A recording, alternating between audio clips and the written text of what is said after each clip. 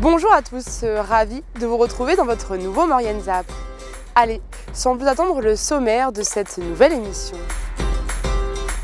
Initiation au ski de randonnée dans la station de Valménier. Invité de la semaine avec Aurore Chaud.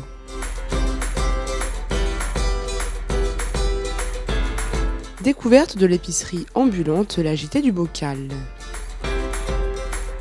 Voilà pour le programme de votre nouvelle émission. La station de Valménier proposait une soirée d'initiation pour découvrir le ski de randonnée.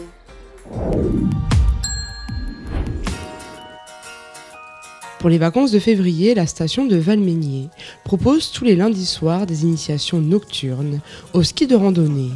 L'occasion pour les vacanciers de découvrir cette activité, souvent réservée aux experts. Alors c'est une activité qui est orientée pour tous les publics, c'est simple, on invite toutes les personnes à pouvoir y participer.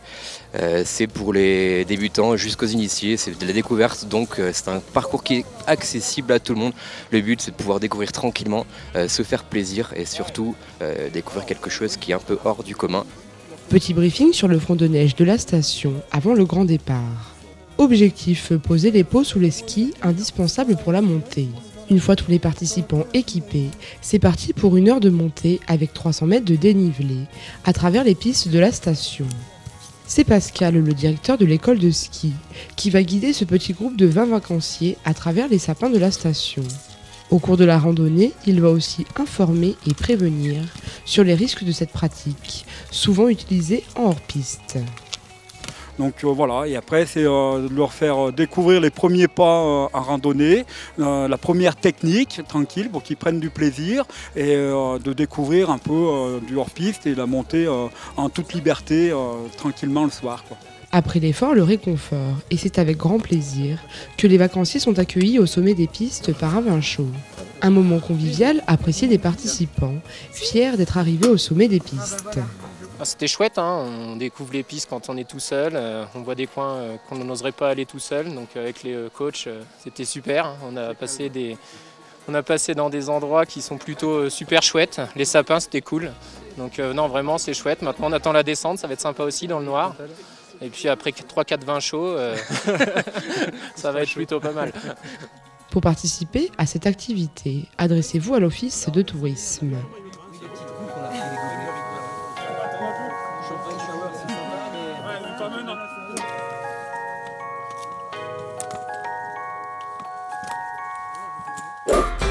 Rencontre avec Aurore Chaud, qui a écrit un ouvrage sur ses voyages.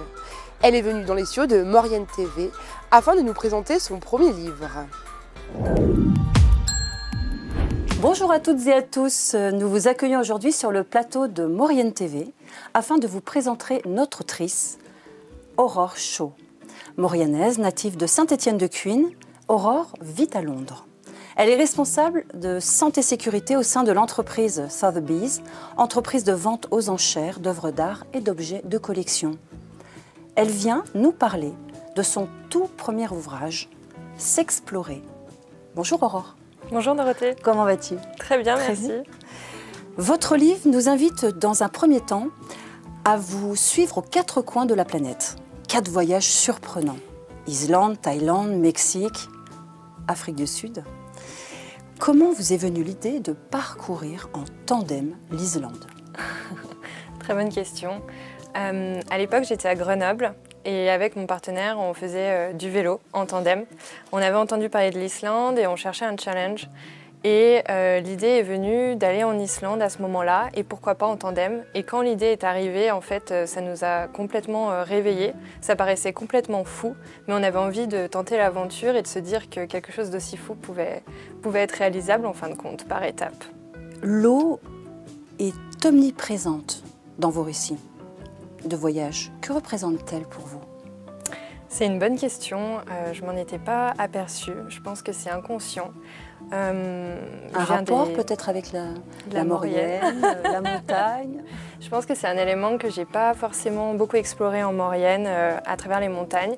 Et dans les voyages, c'est vraiment quelque chose qui m'attire et qui me calme aussi. Je pense que c'est un élément auquel je me rapproche. Apaisant, tout à fait.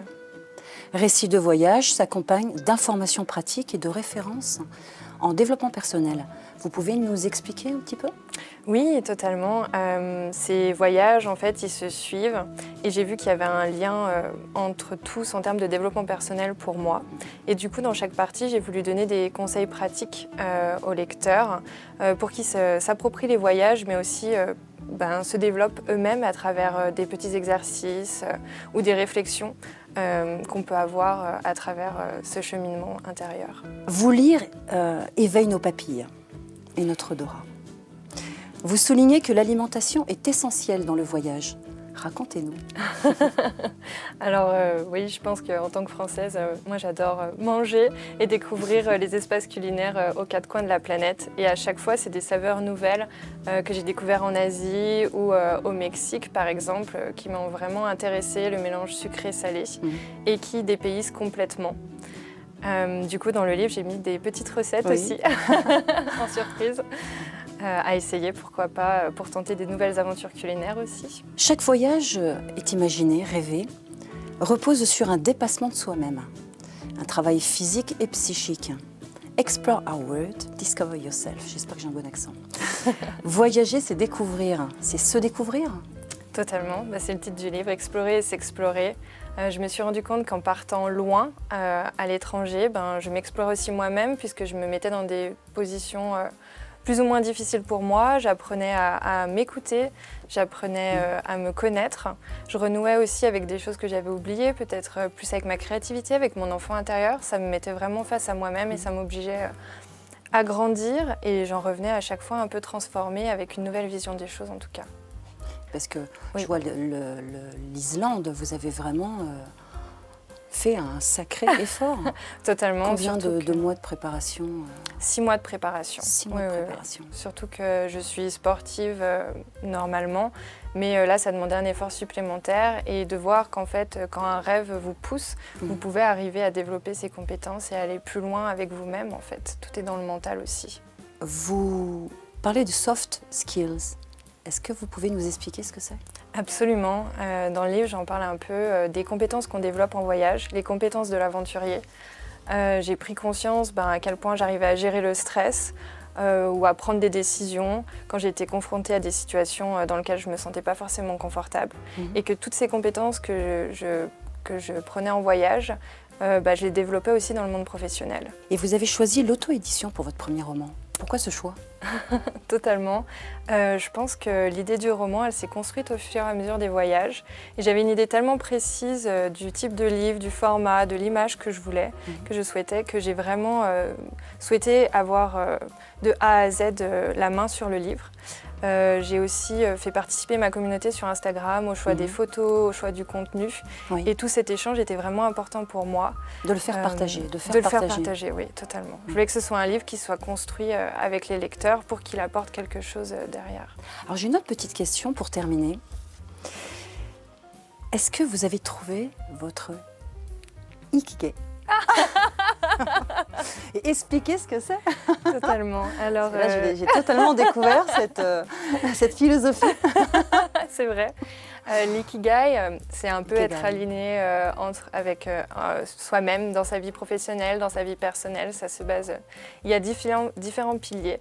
Merci beaucoup, Aurore. Merci. Merci à vous et à bientôt. Bon vent.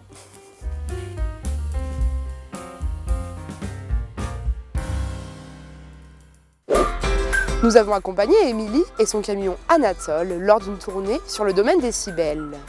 L'agité du Bocal, une épicerie ambulante qui a vu le jour en début d'année.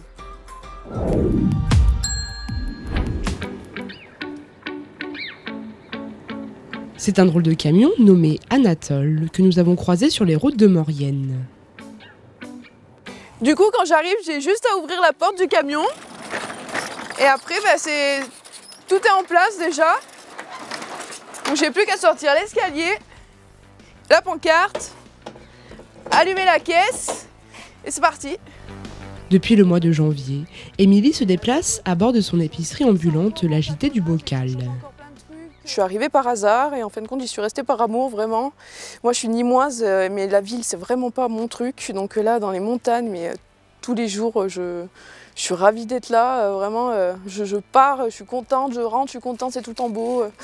Et du coup, le côté montagne, petit village, ça m'a fait penser à faire quelque chose un peu comme avant, avec voilà, le camion qui va un petit peu dans les hameaux, être au contact des gens. La JT du Bocal, un concept novateur qui met en avant le service de proximité. Aujourd'hui, Émilie se déplace dans une dizaine de communes autour d'Albier. Fraîchement installée, sa tournée n'est pas encore définitive et connaîtra quelques ajustements.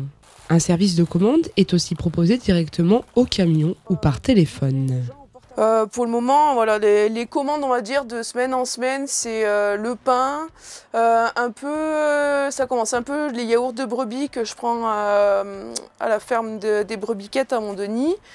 Après, il y a un peu des légumes qui sont commandés d'une semaine sur l'autre. Dans le camion d'Émilie, vous pouvez retrouver tout type de produits. Je fais du vrac, mais je fais aussi des produits qui sont déjà emballés. J'essaye vraiment de toucher un peu tout le monde. Je fais du bio, mais aussi du conventionnel. J'essaye donc d'avoir des produits frais. Comme je vais dans des hameaux où il n'y a rien, donc voilà, tout ce qui est fromage, beurre, crème, la charcuterie, de la viande, un peu voilà, les produits de première nécessité. De l'épicerie sèche, que ce soit les pâtes, le riz, les légumineuses, des fruits secs pour l'apéro, des fruits secs pour le petit-déj. Je travaille avec deux brasseries locales, du vin. Une jeune passionnée qui transporte sa bonne humeur dans les hameaux qu'elle dessert. Je me lève le matin, c'était déjà le cas, mais encore plus, j'ai le smile. J'enchaîne des journées de dingue, comme j'aurais jamais pensé en fait. Du matin au soir, je cours dans tous les sens et puis j'ai la charge mentale, j'ai des notes et des post-it de notes et des voilà. Mais en fait, c'est super enrichissant comme expérience. C'est cool si ça vous a plu. Du coup, on remballe, on range l'escalier et on monte au corbier. Votre ZAP touche à sa fin. Merci d'être toujours aussi nombreux à nous suivre. Retrouvez l'ensemble des reportages sur les réseaux sociaux et sur les box.